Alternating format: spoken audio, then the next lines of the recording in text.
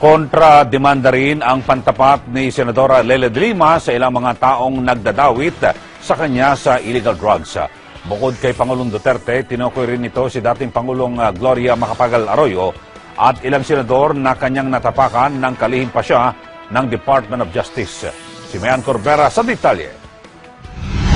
Magsasampa rin si Senador Leila de Lima ng kontra-demanda laban sa mga personalidad na patuloy na umaatake sa kanya at pilit nagdadawit sa operasyon ng ilegal na droga sa New Bilibid Prison. Sa harap ito ng rekomendasyon ng Kamara na makasuhan siya matapos ang investigasyon sa umano'y drug operations sa NBP. Ayon kay de Lima, buo na rin ang kanyang legal team na sasagot sa mga ibinibintang na kaso laban sa kanya. Tumanggi muna ang senador na isa publiko kung sino-sino ang bumubuo ng kanyang legal team, pero halos lahat daw ito ay nagboluntaryo. Kasama sa kakasuhan ng senador, mismong si Pangulong Rodrigo Duterte. That one is settled already. Yung mga kaso na ipa-file kasama ang Pangulo. Because he's at the top of all this. Kagagawa niya to lahat. Do you think sila Secretary Aguirre, yung mga investigador sa NBI, yung mga agents sa ISAF, yung mga congressmen sa House, lalo na yung sa House Committee, yung mga nag-actively participate in vilifying me publicly on national TV, si Speaker Alvarez, the committee chair, my fraternity Brad, and the godfather of my eldest son. Do you think they will do all this kung hindi yan ang kagustuhan ng Pangulo?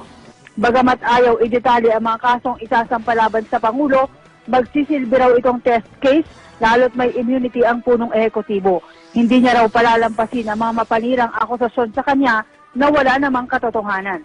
Nanindigan ng senador na hindi siya tumanggap o nakinabang sa anumang drug money at wala raw mapapatunayang money trail laban sa kanya. Katunayan mismong si Justice Secretary Vitaliano Aguirre mismo ang nagsabi na wala silang nakitang irregularidad sa kanyang mga bank accounts na maaaring magpatunay sa pagkakasangkot sa illegal drug operation. So kahit anong hanap nila dyan, even if they have to employ every investigator in this country, they will find nothing about the so-called drug money. Why? The answer is very simple. Because I'm not at all involved. Inakusahan naman ni de Lima si dating Pangulo at Pampanga Congresswoman Gloria Arroyo na umano'y tumutulong kay Pangulong Duterte para idiin siya sa kaso. Nakipag-alyansa raw ito sa dalawang senador na nakasuhan sa pork barrel scam para mangalap ng mga ebidensya at maghiganti laban sa kanya. And I'm referring to those other personalities, especially the powerful ones, na mga natapakan ko po nung ginagawa ko yung trabaho ko as Secretary of Justice. At alam nyo naman po kung ano yung mga high-profile cases na yan na hinandle ko. And then some people keep on blaming me until now dun sa pagharang ko nung lalabas ng bansa yung dating Pangulo. Di ba? They always say that. And even the President is now saying, na nung sinabi niya na I will suffer now the same fate of that former President, GMA. In other words, I will be locked up in jail and rot in jail. Siya raw ang itinuturo ni Arroyo na dahilan kaya hindi ito nakapagpagamot sa ibang bansa noong 2011 matapos maglabas ng watchlist laban dito dahil sa mga kinakaharap na kaso sa Sandigan Bayan. Dahil nga magkakakampi na sila ngayon. May mga political alliances sila. GMA forces. And then yung mga PDAF senators. Alam ko meron silang mga tao na mga inuutusan dyan to also make my life difficult. Para sa Eagle News, Mayan Corbera, IM1 with 25. Binaliwala lang ni Senator Leila de Lima ang mga kasong inirekomenda ng minority black sa Kamara kaugnay ng illegal drug trade sa National Bilibid Prison. Ayon kay de Lima, may sariling agenda ang minority black na pinamumunuan ni Quezon Representative Danilo Suarez na ilan sa mga miyembro nito ay idiniin siya sa investigasyon ng House Committee on Justice ukol sa kalakalan ng illegal na droga sa NBP noong panahon siya ay kalihim ng Department of Justice. Tinawag pang fake ni De Lima ang minority black na anya ay mabilis maniwala sa kasinungalingan ng mga drug convict na tumistigo laban sa kanya sa isinagawang investigasyon ng Kamara. Ang tunay anyang oposisyon sa Kamara ay ang grupo ni Albay Representative Edsel Lagman. Yung so-called minority na yan, House minority, these are the so-called House opposition. Pero hindi naman ho yan genuine na minority, hindi naman ho yan genuine na opposition. May mga pagkaano yan company union. Kunwari lang yan, mga opposition or minority. With due respect to them. And they did not bother at all to really probe seriously into the apparent inconsistencies and self-contradictory points in the testimonies of some of them. Kasi ang gusto nila marinig, yung gusto nilang marinig.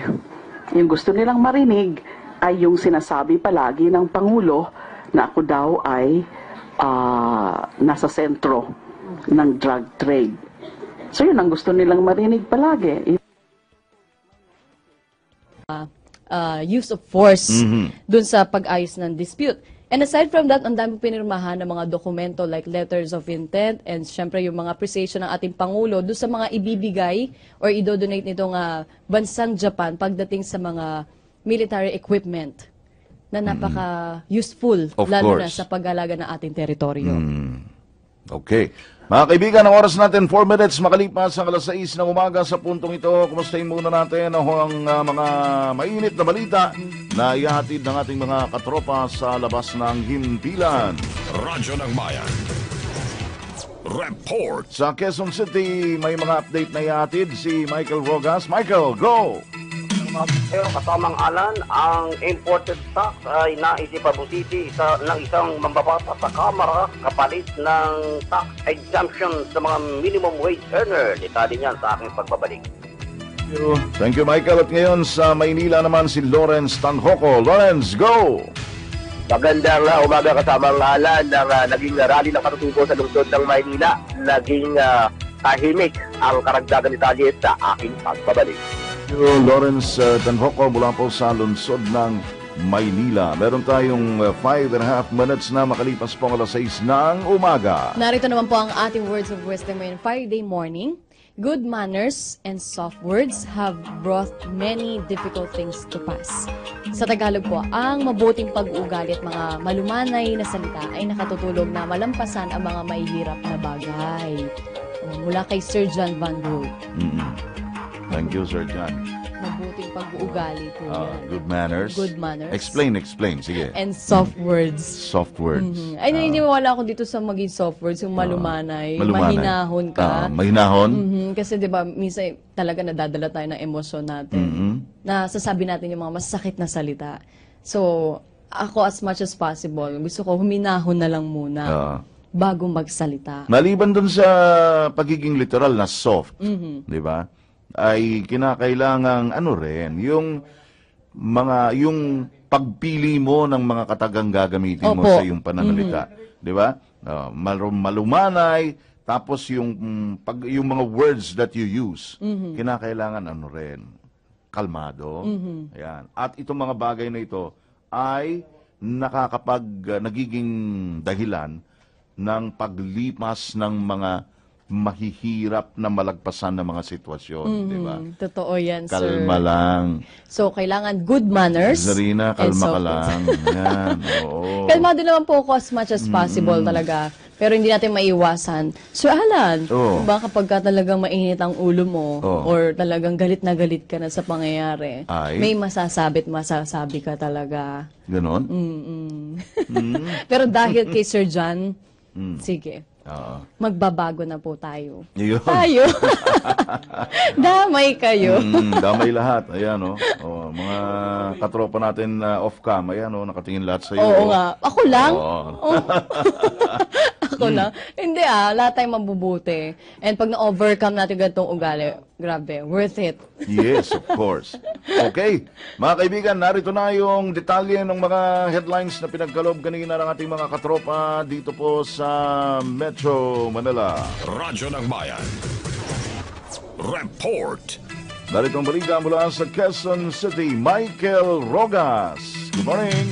Good morning, kasamang Alan. Imumungkahi ni Quezon City 1st District Congressman Bingbong Crisologo sa Kamara na taasan ang buwis na sinisingil sa mga imported na produkto. Ito ang nakikitang solusyon ni Crisologo upang wag nang alisin ang tax exemption na binibigay sa mga senior citizen at mga persons with disability. Ayon kay Crisologo, hindi makatwiran na magsakripisyo ang mga lolo at lola, maging ang may mga kapansanan upang mabawi ang buwis na mawawala sakaling maipatupad na ang tax exemption sa mga minimum wage earners. Paliwanag dito, ang tax exemption na nga lamang ang nakukuha ang benepisyo ng mga senior citizen at PWD mula sa gobyerno, kaya hindi na dapat anya na ipagkait ito sa kanila. Sa importation products, bukod tanging ang mga mayayaman lamang umano ang may kakayahang bumili ng mga ito at sila rin ang may kakayahan na magbayad ng mas mataas na buwis. Nais ni Crisologo na ipabusisi sa Kamara ang kasalukuyang tariff tax na ipinapasaw sa mga imported goods upang na lamang kunin ang mawawalang pondo ng gobyerno sakaling matuloy ang panukanong tax exemption sa kumikita ng minimum wage. Mula sa Quezon City, ito si Michael Rogas para sa Radyo Vision, ang media ng bayan. Thank you so much, Michael Rogas. Mula po yan sa Quezon City. Radyo ng Bayan. Report. Narito naman po si Lawrence Tanhoco mula sa Maynila. Magandang umaga, Lawrence. Magandang umaga kasama ng Zarina. Naging mapayapang dinaos na rally na magkakahalog puwersa ng Sandugo, Bayan Muna, KMU at iba pang militanteng grupo sa May Rojas Boulevard malapit sa embahada ng Estados Unidos. Ito nga ay naging taliwas sa nangyaring dispersal noong nakarang linggo. Bagamat nagmistulang gyera ang ginawang harapan ng mga militante at ng puwersa ng pulisya sa may Calaw Street, sa may Rojas Boulevard, ay nadaan naman ito sa negosasyon.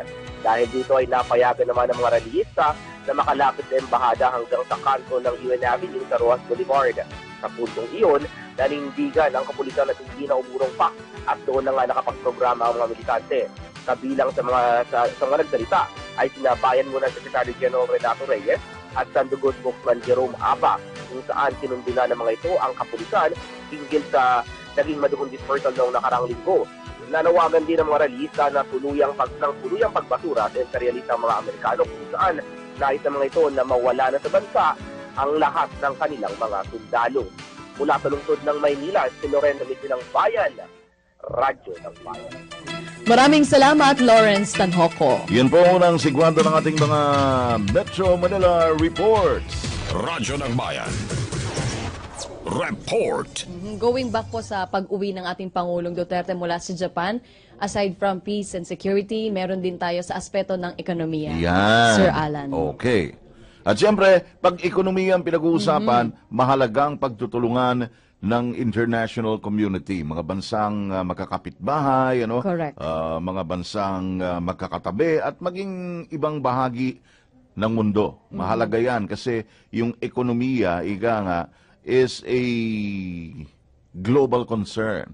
Kaya yung pagtutulungan ng mga bansa kagaya nito, yung mga nalagdaang kasunduan na may kinalaman sa negosyo o ekonomiya o investment, papasok dito sa Pilipinas, malaking bagay yan, kapwa sa dalawang bansa. Yes, at ang bilang po, Sir Alan, is $19 billion lang naman. Pakiulit. $19 billion Yun nga. financial deals. Okay. At Yung siyempre, naiuwi. gaya nung binabanggit natin palagi, pagka may investment na pumasok dito sa ating bansa, nangangahulugan na may industriyang bagong maitatayo, di ba? At pag nagkaroon ng mga bagong establishments na ganyan, magkakaroon din ng oportunidad ang ating mga kababayan na magkaroon ng trabaho. Yes, trabaho, Sir Alan, totoo yan. And kasabay po ng mga deals na nakuha ng ating Pangulo, nangako naman po ang ating pamahalaan na determinado talaga sila magbigay ng trabaho sa ating mga kababayan sa pamagitan po ng paggagawa ng mga easier process and syempre maging most attractive ang ating bansa sa mga negosyante. Of course. Diba? Kaya niyaya niya at niligawan ng ating mga Japanese businessmen. In fact, maalala natin nung mga naunang pahayag din ng Pangulong Duterte, maging yung pagninegosyo sa bansa at yung pagpoproseso ng mga dokumento, Yes. gusto niya gawing simpleng-simple para hindi na di-discourage yung ating mga kababayan sa pagtatayo ng negosyo o kaya naman pagpoproseso ng kanilang mga dokumento mula sa iba't ibang mga government offices. Ang Japan po ay ang pangunahing trading partner ng ating bansa kasunod ng US and China. At dahil dito, mas lalalim talaga ang ating relasyon ng Pilipinas at ng Japan. Okay. Mga kaibigan, sa puntong ito, 13 minutes, makalipas ang alas 6 ng umaga, narito ang ating mga provincial reports. Radyo ng Bayan. Report. Unahin na natin ang CDO Radio ng Bayan kasama si Romy Kapinpuyan. Magandang umaga, Romy. Yes, Maayong buntag. Pinarangalan ng Department of Agriculture Regional Field Office 10 ang mga prime movers ng organic agriculture sector sa buong rehiyon sa sinagawang Search for the Organic Agriculture Achievers. Kinilala dito ang exemplary contribution ng local government units, focal persons, agricultural extension workers, farmer organizations, small farmers and farming families dahil sa pag-promote at pag-develop ng organic agriculture sa buong hilagang Mindanao. Ayon kay Samuel Natindim Jr., ang focal person ng Regional Organic Agriculture, layunin nito ay ang pag-increase at pag-sustain ng awareness, gayon din ang pagsukat ng delivery of interventions at services ng local government units sa pakikipagtulungan ng national government at ang suporta ng mga magsasaka sa mga aktibidad ng Department of Agriculture kaugnay sa organic agriculture. Nangunguna sa mga nanalo ay ang probinsya ng Misamis Occidental na nakakuha ng 5 awards. Ito ay kinabibilangan ng Outstanding Provincial Local Government Unit, Outstanding Provincial Organic Agriculture Focal Person, Outstanding Municipal Local Government Award, Outstanding Agriculturist at Outstanding Agricultural Extension Worker. Sumunod naman ay ang probinsya ng Bukidnon at Misamis Oriental. Para sa Radyo Vision, Romy Kapinpuyan, Cagayan de Oro, Media ng Bayan. Maraming salamat, Romy Kapinpuyan. Mula sa Cagayan de Oro City, punta naman tayo din po sa Agoo, La Union. Narito mga update ihatid sa atin ng Radyo ng Bayan, Agoo, La Union. Radyo ng Bayan. Report. Charity Frianeza. Good morning, please come in.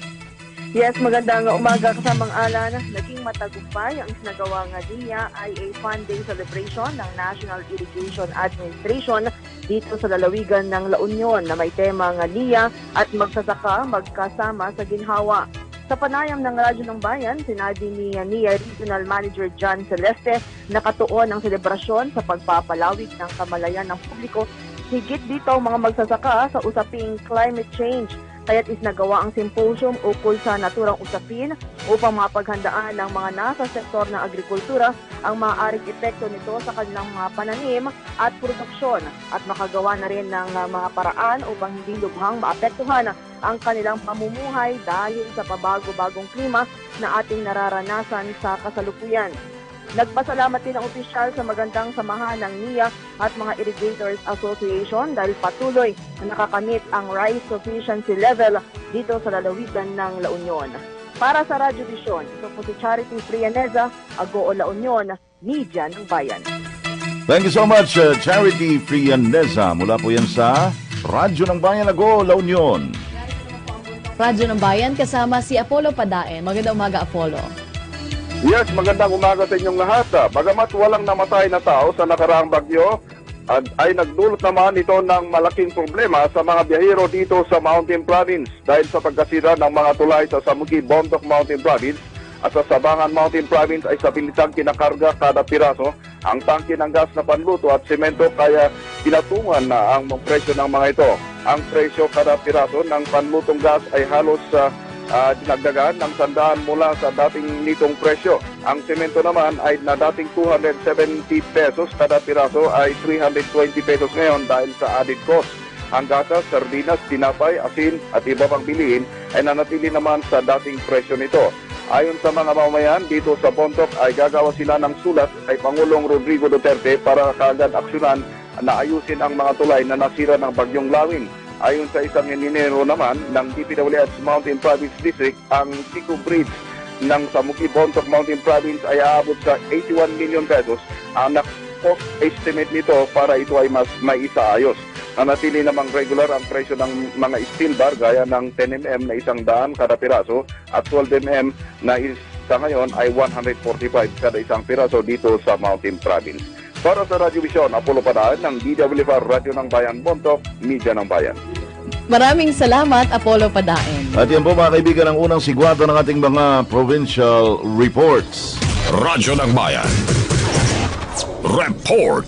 Alright, punta PTV or Pag-asa, DOST, ang ating kasamahan na si Eunice Huntayas para sa ating weather update today. Magandang umaga, Eunice. Yes, good morning Ms. Zarina and Sir Alan. Alamin natin ang magiging lagay ng panahon para sa araw na ito.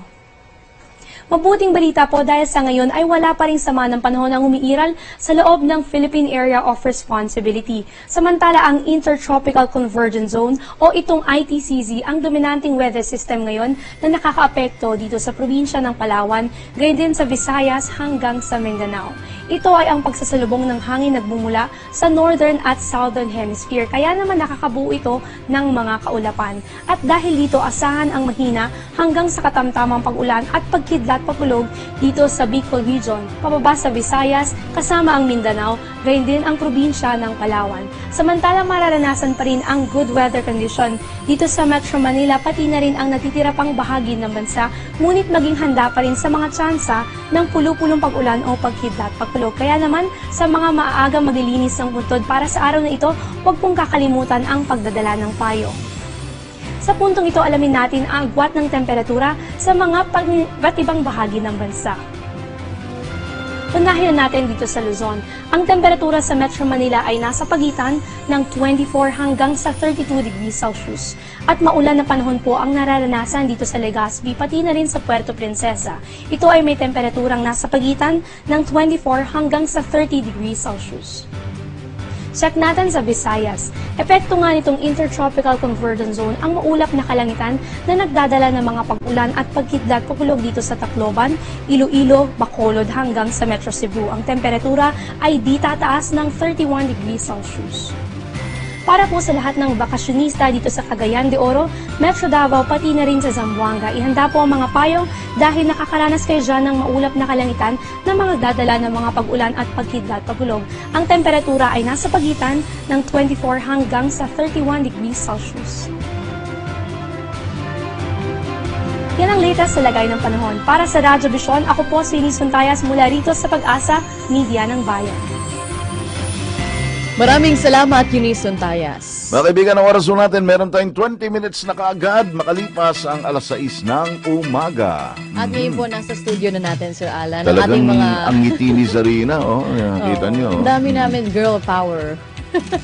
Puro kami girls. Oo. Anyway, kasama na po natin ngayon sa studio ang miyembro ng Girl Scout of the Philippines. Yan. At bakit natin sila bisita ngayon? Alam nyo ba, meron hong, mga napiling, mga outstanding Girl Scouts. Mamaya ipapakilala namin sa inyo. Batang-bata pa yung iba. Nasa high school. Nape-pressure tuloy. Nasa high school, ha?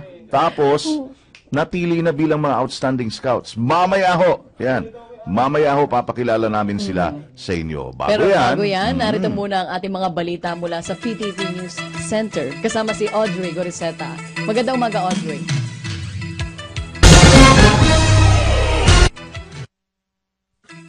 Narito na ang may init na balita dito sa Radyo Vision.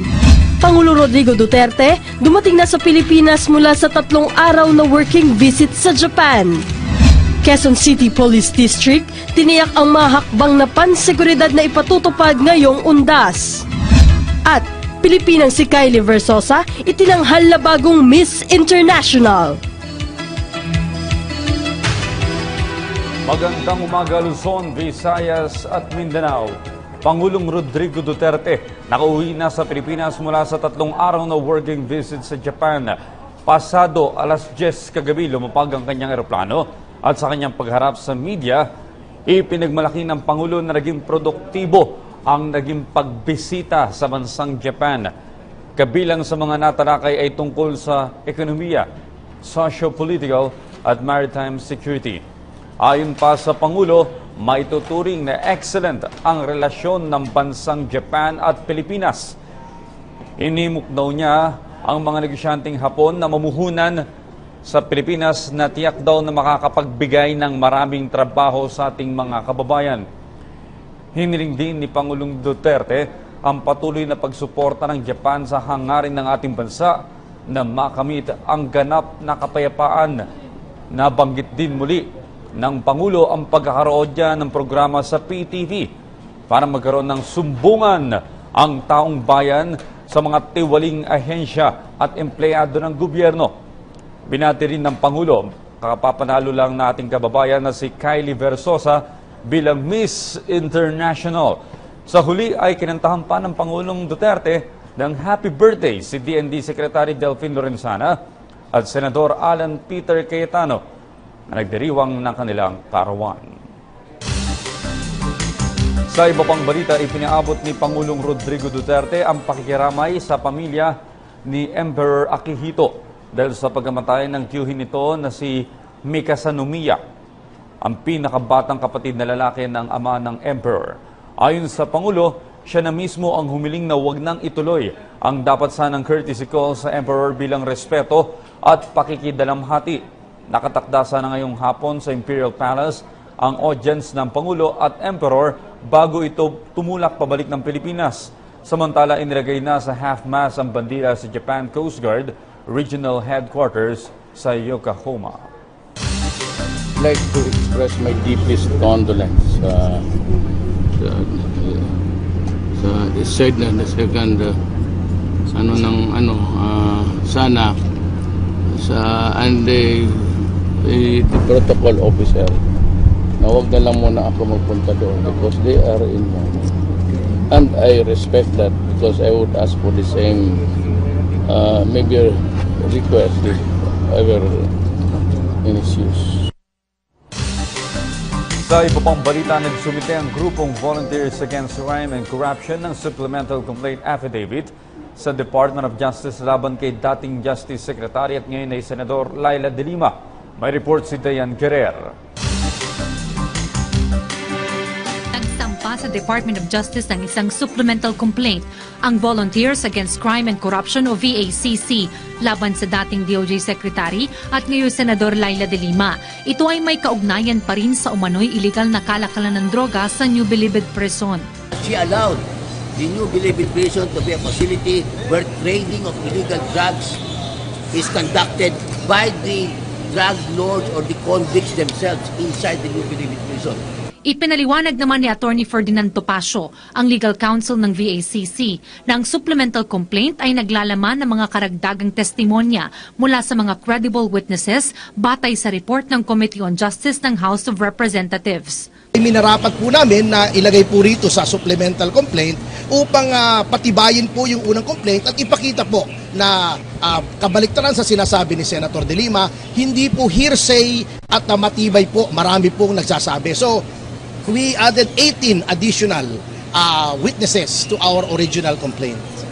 Nakapaloob rito ang testimonya ni NBI Deputy Director Rafael Ragos, NBI Agent Jovencio Ablen, PSG Jonel Sanchez, PSG Romel Falcasantos, Police Superintendent Jerry Valeroso at Reynante Diaz. Gayon din ang mga inmates na sina Rodolfo Magleo na siyang nagsabi na umano'y Little Las Vegas ang bilibid.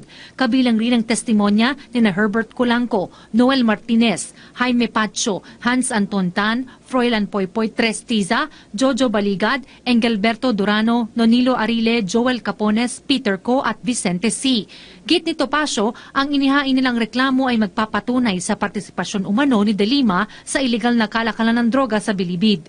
Number one, sinentralize po ni dating Secretary De Lima ang bilibid drug trade. Number two, siya po ay nakinabang sa proceeds po nitong drug trade, yung 100 milyong piso po na nakalap po sa drug trade ay napakarami po noon, bulto po noon ay pumunta sa kanya. Maalalang unang nagsampa ng reklamo sa DOJ ang VACC laban kay De Lima at sa 6 na iba pa noong 11 ng Oktubre. Para sa PTV News, Dayan Querer. Bumaba ng 43% ang criminality rate sa Quezon City nitong ikatlong bahagi ng taon, bunsod pa rin sa kampanya ng pamahalaan kontra droga. Kinilala ni QCPD Director Guillermo Eliazar ang papel na ginagampanan ng mga lokal na pamahalaan para maging matagumpay ang adhikaing ito. May report si Julius Tisamburon. Sa taya ng Quezon City Police District, nasa 43% ang ibinaba ng krimen sa lungsod Quezon sa third quarter ng taon dahil ito sa pinaigting na kampanya kontra kriminalidad at droga ng QCPD bilang pagsuporta sa atikain ni Pangulong Rodrigo Duterte na magkaroon ng isang maayos at ligtas na komunidad. Kaugnay nito, eksklusibong nakasama ang PTV News sa pag-iikot ni QCPD District Director Guillermo Eleazar sa mga istasyon ng pulisya sa lungsod para kumustahin hindi lang ang kanyang mga tauhan kundi pati ang mga kautusan at pagiging epektibo nitong tagapagtanggol ng bayan. Hinikayat din ni Eleazar na suportahan ang kampanya para sa kaayusan ng Pangulong Duterte. Yung statistics is one indicator.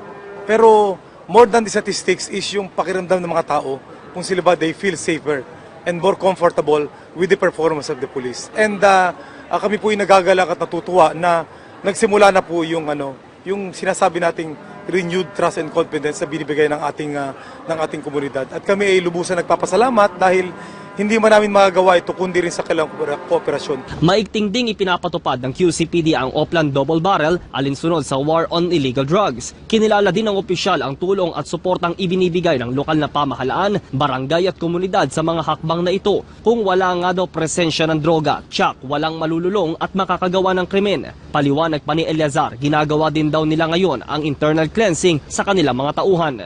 At nakita natin yung improvement na nangyari. Pero nagsisimula pa lang tayo, tuloy-tuloy na ginagawa natin yun. Kaya nga, ang ginagawa ko ngayon, after this 100 days ng aming trabaho, once again, iniikutan ko lahat ng mga stations natin, police stations, to talk to the men, lalo na dun sa mga, sa ating mga PNCO, sa mga PO1, para una muna iparating sa kanila ang ating pasasalamat sa kooperasyon at suporta na pinakita nila upang mapagtagumpayan natin yung unang hakbang itong first phase na ito. Patuloy din naman daw ang ginagawa nilang anti-illegal drugs operation sa pakikipagtulungan sa mga hepe ng iba't ibang police station. Para sa PTV News, Julius Tisamburon. Tiniyak ng Quezon City Police District ang mga hakbang na panseguridad na ipatutupad nito ngayong undas. Paalala naman ni QCPD Director Guillermo Eleazar sa ating mga kababayan magtutungo sa mga sementeryo, gununtain ng mapayapa ang tunay na diwa ng undas. May report si Julius Tisamburon. Magpapakalat ng higit 2,000 tauhan ang Quezon City Police District na magbabantay ng seguridad ng publiko ngayong panahon ng undas. Sinabi ito ni QCPD District Director Guillermo Eleazar sa eksklusibong pagsama ng PTV News sa kanyang pag-iikot sa QCPD Police Station 4 Novaliches, Quezon City. Paliwanag ni Eleazar, bubuuin ng 3 grupo ang magmamando ng seguridad ngayong undas para sa kaligtasan ng bawat maiiwang ari-arian maging ng mga bumabiyahing pasahero. Yung Sub-Task Force Alpha, ito sa anti-criminality campaign. So ito ngayon tututok doon sa usual campaign natin against criminality and magbabantay doon sa mga bahay, doon sa mga iniwanang bahay ng ating ibang mga kababayan na nagbakasyon sa iba. So yun ang tutok nila. Yung pangalawang sub-task group ngayon, ito ngayon ang tututok para sa kaayusan at kapayapaan ng 6 major cemeteries and 11 columbaries, mga columbarium dito sa Quezon City. At yung pangatlo naman nating sub-task group ngayon, ito ngayon ang tututok para sa pag-maintain ng kaayusan ng 30 bus terminals, 5 MRT stations, and 4 LRT stations sa Quezon City. Paalala din ng hepe ng QCPD sa publiko, lalo sa mga magtutungo sa sementeryo, na huwag nang magdala ng ipinagbabawal na gamit gaya ng droga, nakalalasing na inumin at mga malalakas na sounds. Sa halip ay isa puso at gunitain ang tunay na diwa ng undas o di kaya mag-alay ng panalangin para sa mga yumaong mahal sa buhay. And with the help and in coordination with the concerned units of our local government, ang Department of Public Order and Safety, andyan po yung MMDA, andyan po yung mga force multiplier coming from the barangay tanods ng ating mga iba't ibang barangay, pati na rin po yung mga volunteer, civic, and non-government organizations natin na tumutulong sa atin at tutulong on this coming activities. Nakikita po namin na with the cooperation of course with ng publiko natin, hindi po tayo nakakita ng anumang problema. Samantala, inaasahan ngayong weekend hanggang sa huling araw ng Oktubre, magsisimula ang pagdagsa ng mga pasahero sa mga terminal ng bus. Sa panahong ito, bukod sa pulisya, mag-iikot din ang Interagency Council for Traffic para siguruhing nakakondisyon ang mga sasakyan, maging ang mga nagmamaneho nito. Para sa PTV News, Julius Tisamburon. Samantala, tiniyak ng Philippine Coast Guard o PCG na tututukan ng kanilang ahensya ang mga kolorum na sasakyang pandagat sa nalalapit na undas. Sa katunayan, simula pa nitong Lunes ay nakataas na sa heightened alert ang Manila North Harbor. May report si Waywaya Makalma. Isa sa mga mahigpit na binabantayan ngayon ng Philippine Coast Guard ay ang mga maliliit at mga kolorom na sasakyang pandagat ngayong panahon ng undas. Ayon kay Commander Arman Balilo, ito ang madalas nilang problema, na overloaded at wala pang sapat na safety equipments para sa mga pasahero. Kaya naman kanilang pagtitiyak na may mga sea marshal silang nakadeploy sa iba't ibang pantalan nang sa gayon hindi sila makapaglayag upang maiwasan ang anumang aksidente. O yung mga ports na katulad ng ganito, walang problema sa overloading kasi nakokontrol yung dami ng taong sumasakay. So may mga ticket dito, kung wala kang ticket, pagsakay ng barko, hindi ka makakasakay talaga. Ang problema ng excess passengers o overloading, pagka dun sa mga maliliit na mga ports, at saka yung mga ports na walang Coast Guard, doon nagkakaroon ng problema, doon nagsasakay. Ang mga usually nagsasakay ng mga excess passengers, yung tinatawag namin mga kolorong boats. Bukod sa Maynila, sa mga pantalan ng Batangas at Quezon, inaasahan dadagsain ng mga mananakay papauwi ng kanilang mga probinsya. Mga tauhan mula sa PNP, Marina at maging ang PIDEA ay nakadeploy na dahil kadalasan sinasamantala ng mga kawatan ang pagdagsa ng mga tao sa pantalan nang sa gayon ay mailusot nila ang mga kontrabando gaya ng mga illegal na droga. Pero paniniguro ng Philippine Port Authority na may angkop silang mga gamit para ma-check ito gamit ang kanilang mga X-ray scanners at iba pa. Pagtitiyak naman ni PPA General Manager J. Daniel Santiago na wala silang natatanggap ng anumang banta sa seguridad sa ngayon. Katunayan, ang Manila North Harbor ay nakataas sa heightened alert simula pa Lunes. We have to make sure that the facilities are secure. We don't want any untoward incidents happening. We want to make sure that all our passengers are safe and that no stones are left unturned. Mailang pasahero naman ang sinamantalang agahan bumiyahe upang makaiwas sa dagsa ng mga tao. Kagaya na lamang ng pamilya Virgo, bitbit ang 2 anak na patungo ng Tacurong City. Anya, minabuti nga ngayong araw umuwi at baka mahirapan pa sila sa biyahe. Kasi pagka ibang araw po, mahirapan na kami magbiyahe, ma'am. Sa daming pasahero. Mas okay nga yun, ma'am, para safety po ang lahat. Upang maiwasan ang aberya pagdating sa port ay huwag nang magdala ng mga matutulis na bagay gaya ng kutsilyo, baril at iba pang flammable materials dahil ito'y mahigpit na pinagbabawal sa loob ng barko. Para sa PTV News, ako si Waywaya Makalma. Nagpalabas na ng maagang abiso ang Manila Traffic Enforcement Unit tungkol sa mga isasarang kalsada sa nalalapit na undas. Kabilang sa mga kalsadang isasara sa lungsod ay ang kahabaan ng Aurora Boulevard mula Dimasalang Street hanggang Rizal Avenue. Pati na rin ang kahabaan ng Dimasalang Street mula Makiling Street hanggang Blooming Street. Kasali rin ang P. Guevara mula Cavite hanggang Pampanga Street. Pati ang kahabaan ng Blooming Street mula A. Bonifacio hanggang P. Guevara. Isasarado rin ang kahabaan ng Retiro mula Dimasalang hanggang Blooming Street exit. Kasali rin ang kahabaan ng Leonor Rivera mula Cavite hanggang Aurora Boulevard. Magsisimula itong ipatupad simula alas 5 ng umaga sa ika-30 ng Oktubre hanggang alas 2 ng madaling araw sa ika-2 ng Nobyembre. Sa ika-29 naman ng Oktubre simula alas 12 ng hating gabi ay hindi na padadaanan sa private vehicles ang gate ng mga sementeryo sa Maynila. Isa na namang kagandahang Pilipina ang kinilala sa katatapos lamang na Miss International. Ito ay si Miss Kylie Versosa. Ginanap ang contest sa Japan. Nakuha din niya ang Best in Swimsuit at Best in Evening Gown. Si Kylie ang pang-anim na Pilipinang hinirang na Miss International. Unang naging Pilipinang Miss International si Gemma Cruz taong 1964. Aurora Pihuan noong 1970, Melody Marquez noong namang 1979, Lara Kigaman noong 2005 at Bea Santiago noong 2013. Ipinangako ni Kylie na tututukan niya ang edukasyon, kultura at pandaigdigang unawaan sa kanyang pagiging Miss International. At yan po naman ang aming mga nakalap na balita at impormasyon para sa Radyo Vision. Ako po si Audrey Goriseta. Balik muna sa inyo, Prof. Alan Nadchirina. Maraming salamat, Audrey Goriseta. Ang oras po natin mga kaibigan, meron tayong 37 minutes na makalipas ang alas 6 ng umaga. At eto na ho, yung binabanggit namin ni Zarina kanina, meron tayong mga panauhin, mga Girl Scouts. At meron ho kasing mga gagawaran ng medalya, mga outstanding Girl Scouts natin. Hayaan ho natin silang mag-explain mamaya at kung paano, gaano kahirap, ika nga, at gaano katindi ang selection process bago ho magawaran ng ganitong parangal yung ating mga outstanding Girl Scouts. Actually, Sir Alan, ang tawag sa medal or yung award na ibibigay sa kanila ay Chief Girl Scout Medalist. Sila. Yes, oo. So, at ito po ito yung ay pinakamataas. pang-40 taon nang ginagawa ng Girl Scouts of the Philippines. Okay. Yes. At ngayon, i-welcome na po natin sa ating programa si Dr. Phoebe Marl Paad, Program Committee Member ng Girl Scout of the Philippines. Good morning, ma'am. Good morning. Ayun. Si Justin Daniel Bautista, Representative to the Central Board. Good morning, Justin.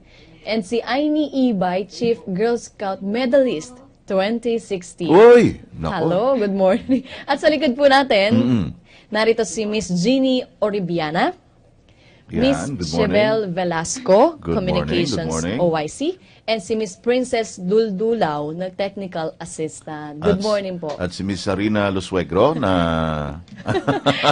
Hindi ako ng Girl Scout kasi hindi ako marunong mag-ganon. Tignan mo, ayaw niyang tumayo ng pangatlo. Kasi iba, kailangan ganitin ko muna bago siya gumanon. Okay. Ngayon, hingi muna tayo ng backgrounder kay Dr. Phoebe Marl Paat, Program Committee Member. Backgrounder dito sa ginagawad na, napakahalagang medalya sa ating mga Girl Scouts. Ang tawag nyo, Chief Girl Scout Medal. Bigyan nyo nga kami, ma'am, ng backgrounder. Paano nagsimula yung ganitong pagkilala? Magandang umaga ho uli sa ating lahat. Ang Chief Girl Scout Medal Scheme ay na-launch po ito noong 1976. So this is the 40th year that the Girl Scouts of the Philippines has been working, and this is a community development project work upon by girls nationwide po. So ang nangyayari po dito, pumipili po sila sa 4 na programa. Ang mga 4 na programang ito ay ang livelihood projects, livelihood programs. We have also programs on health. Meron pong program ng culture and heritage and ecology. So pupili po sila dito sa 4 na programa at gumagawa po sila ng community development project at sila po ay nagtatrabaho for the whole year. Meron pong scheme na ginawa ng Girl Scouts of the Philippines at sineset po yung standards from selecting the Girl Scout kung sino magtatrabaho to, hanggang sa implementation at hanggang po doon sa evaluation. Yung mga na-evaluate po at nag-succeed sa mga projects, sila po yung nagagawaran ng medalya, taon-taon. And this year is the 40th anniversary of this project sa Girl Scouts. Imagine, Zarina, itong mga bata pa lang, na-expose na sa ganitong uri ng responsibilidad para ma-awaken yung kanilang, yung kanilang diwa na mahalaga itong 4 na sektor na ito, 4 na areas na ito, para sa buhay natin. Okay. At mamaya siguro kausapin natin yung susunod na bisita natin. Siya ay awardee last year. Recipient siya last year nitong Chief Girl Scout Medal. At this year siya ay kinatawan na dito sa Central Board. Okay. Si Miss Justin Bautista. Justin, good morning. Good morning din po.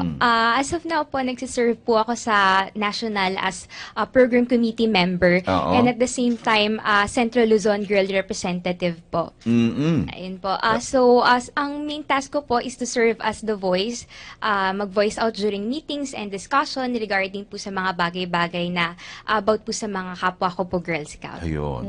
And when you were awarded last year, nitong Chief Girl Scout Medal, anong grade level ka noon? Way back po, actually 2014 po. Okay, 2014. I was a 4th year high school student po. Graduating bata, po diba? ng time po na Graduating yun. ng high school, nabigyan ng pagkilala. Chief Girl Scout Medal. So habang studying siya, inaasikaso din yun sa kanyang Girl Scout. Imagine. At ito naging medalist siya. Yung iba hirap na hirap sa pag-aaral pa lang dahil sa dami ng lessons. Pero siya, maliban doon sa pag-aaral, yung community responsibility niya, buhay na kaagad. Paano mo nagawa yun? One ano po namin doon is really time management po talaga between academic subjects po and yung mga extracurricular activities po namin sa mga organizations na sinasamahan po namin. Ayun, meron ka pa bang time na mag-relax ng konti? Meron pa naman may R&R pa ba ng konti? Baka naman puro aral, community work, konting tulog. Aral, community work, konting tulog. Meron pa bang time na makipag-bonding sa friends, yung mga ganon? Meron pa naman. Naman po, kasama rin po yun sa time management, hindi naman po din kasi talaga pwede na puro po tayo aral and yung mga responsibilities natin, dapat may time din po tayo. And actually po, kinoconsider ko rin po kasi yung Girl Scout as one of my outlet po. So, every time po talaga na stress na ako, basta may activity sa Girl Scout like camping or mga ibang programs po, talagang sobrang nakaka-relieve po ng stress na naranasan namin as students po. At nakakapag-serve ka pa sa Opo, nakakapag-serve pa po sa community. May nag-text siya, love life daw po. May nag-text talaga, ha? May sisingit ba daw niya? Pag-aaral muna po. Yun ang gusto kong sagot, di ba? Pag-aaral muna, pag-aaral muna. Parang beauty pageant yung nagawa natin. Anyway, Okay. may isa pa po tayo, Sir Alan. Ito yung isa sa mga Medalist, Chief Girl Scout Medalist. Ngayong 2016, si Aini Ibay. Good morning po. Aini Ibay, yes. Aini? Oo. Yun, may nagtatanong na kagad, anong grade ka na raw? Grade 10 na po. Grade 10 na siya. Pero baby, mukhang baby baby pa siya, mukhang grade 6, ano? At siya ay isa sa mga magiging recipients ngayong susunod na buwan na, November, nitong Chief Girl Scout Medal. Ayan. I-share mo naman sa amin kung ano yung mga nagawa mo, kung bakit ito isa ka sa napili. Isa pong mahabang proseso yung pag-work po sa scheme, pero fortunately, kinaya ko po, katulad nga po ng sinabi ni Ate Justine, nagawa ko po na i-balance po yung mga bagay po, studies, pag-aaral, extracurricular activities, at para po sa akin, isa po yung malaking achievement para po sa movement na sinasilihan ko. At nakakatuwa po na bilang isang babaeng kabataan, nakatulong na po ako sa community namin at kasabay na rin po nun yung pagpapaunlad ko po sa sarili ko. Dahil sa movement po na to na improve po namin yung self-confidence, yung time management, pati na rin po yung mga bagay na hindi po namin alam na posible po pala naming magawa. Ayan. Okay, may tatanong mo muna ako sa kanya. Ilang taon ka nung una kang pumasok sa Girl Scout? Grade 3 po. Imagine, grade 3. Oo, ngayon siya ay grade 10.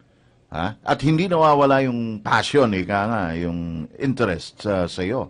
Lalo pang yumayabong. Ganun ba yun? Opo. Ano yung reason ba't ka sumali sa Girl Scout?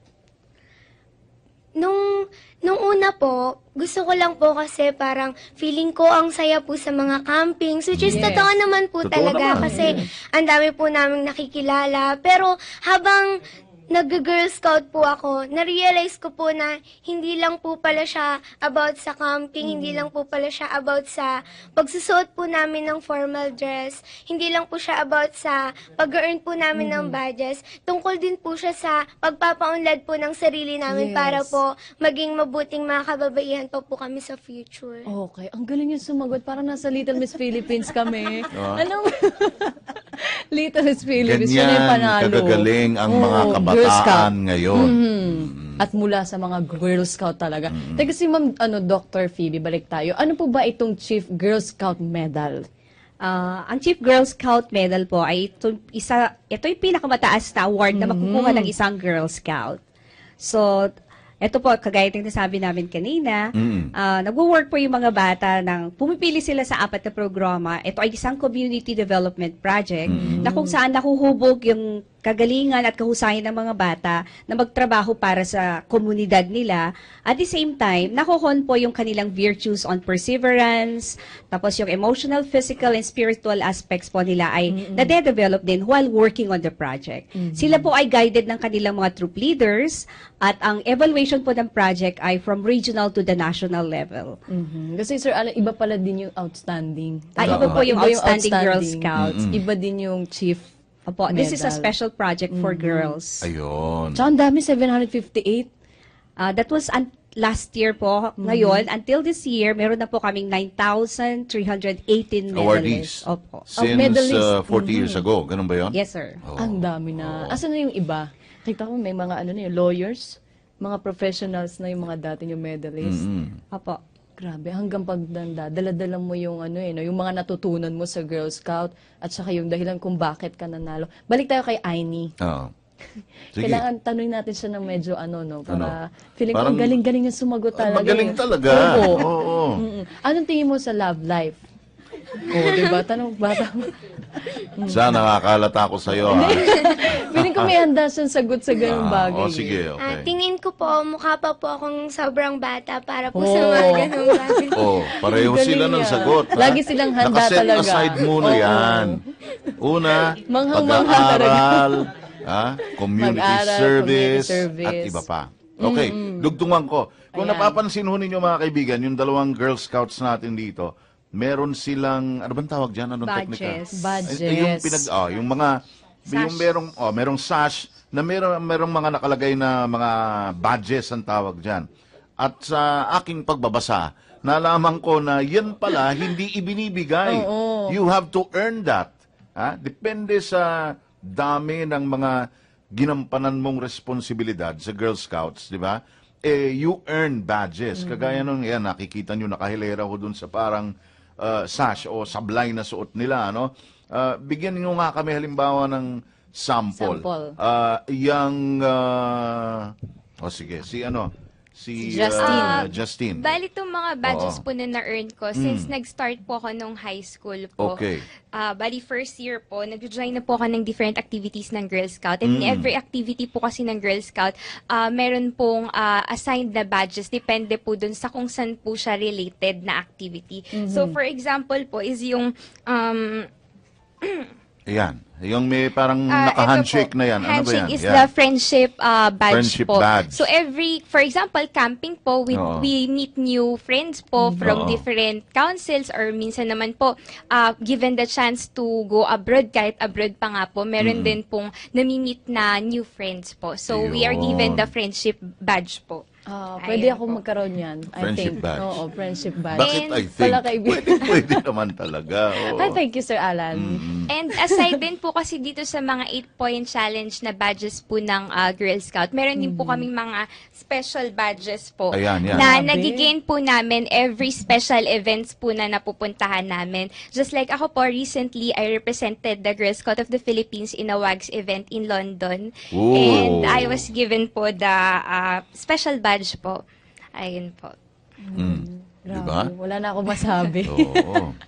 London. Sige, balikan natin si Aini. Aini, doon sa apat na binabanggit kanina ni Dr. Phoebe na areas where you served, saang area o sector ka naging mas abala? Yung pinili mo. Anong napili mo? Nag-work po ako sa Cultural Heritage po. Kasi po, yung area po namin, which is Barangay San Isidro, isa po siyang relocation area. At iba-iba po yung kultura ng mga tao po doon. Kaya medyo hindi po sila nagkakaunawaan po. At ginawan ko po yun ng paraan dahil napansin ko rin po na peace and order po yung pinaka-problema po ng barangay namin. Aha. So, paano mo nagawa ng paraan? napili Ang niya. bigat na peace and order. Peace and order. oo. So, anong program At a ba very yun? tender age. Imagine, Correct. ang nasa isip niya kagad, peace and order. Peace and order. Alam, magkakasundo kayo ng ating Pangulo. Peace and order ang pangunahing ano. Ano yung program? May ginawa kang program? Opo. Anong tawag doon sa program? Cultural Heritage po. Bale, tuwing every Saturday po, minimit ko po yung mga beneficiary ko po, which is yung mga bata po sila na nakatira po sa community namin. At Meron po akong mga resource person na galing po sa barangay namin at ini-invite ko po sila para mag-talk po tungkol po sa history ng bansa natin, para po kumanta po ng mga folk songs at magturo po ng mga folk dances. Ayun. Okay. So gusto natin i-congratulate si Aini, isang sa mga medalist ngayon 2016. At siyempre, siguro magre-request pa tayo ng part 2 sa mga katropa natin mula sa Girl Scouts para higit nilang mapaabot. May inspire ang ating mga kabataan na tumulong sa kanilang kapwa. We'd like to thank our guests this morning, Za. Si Dr. Phoebe Marl Paat, Program Committee Member, si Justin Daniel Bautista, Representative ng Central Board, and Aini Ibay, Chief Girl Scout Medalist 2016. So sa November 4 po gaganapin ang awarding at sana magkaroon tayo ng round 2 sa iba pa mga medalist. Maraming salamat po. Okay. Mga kaibigan, meron tayong 52 minutes na makalipas ang alas 6 ng umaga. Ang ikalawang sigwada ng ating mga provincial